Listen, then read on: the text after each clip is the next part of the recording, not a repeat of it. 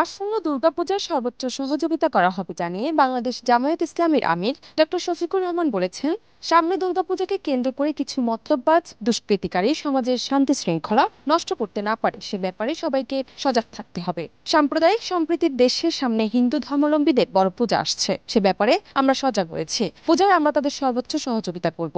1 September সকালের দিকে ফরিদপুর শহরতলির মুন্সিবাজার বাইপাস সড়ক এলাকায় যাত্রাবিরতিতে তিনি এসব কথা বলেন।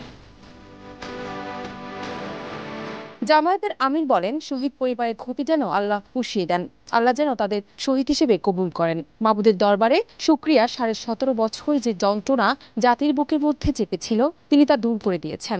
আকাশে এখনো কালো মেঘ আছে, আল্লাহ যেন তা সরিয়ে দেন।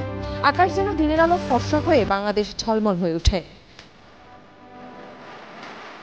তিনি আরো বলেন, সামনে হিন্দু ধর্মাবলম্বীদের বড় পূজা আসছে, সে ব্যাপারে আমরা সজাগ রয়েছি। পূজায় আমরা তাদের সর্বোচ্চ সহযোগিতা করব, যাতে কোনো মতলববাজ আমাদের শান্তি শৃঙ্খলা নষ্ট করতে না পারে। উলামা ও ইসলামী দলগুলো অনন্য দৃষ্টান্ত স্থাপন করেছে, যারা মাইনরিটি বলে মানুষের ঘাড়ে চেপে মুসলমানদের বেইজ্জত করতে চায় তারা বসে নেই, কিন্তু এদের ব্যাপারে আমাদের সজাগ থাকতে হবে।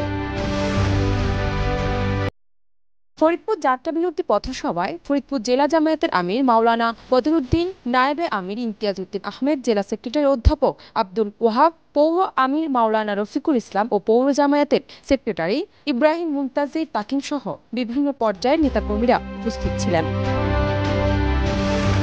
জান্নাত নিপু, দেশ রূপান্তর।